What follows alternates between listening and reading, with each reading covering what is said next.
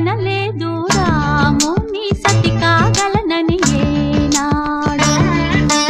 రాముడు అనుకోలేదు జానకి పతి కాగలనని ఆనాడు. ఆనాడు ఎవరు అనుకోనిది ఈనాడు మనకు నిజమైనది.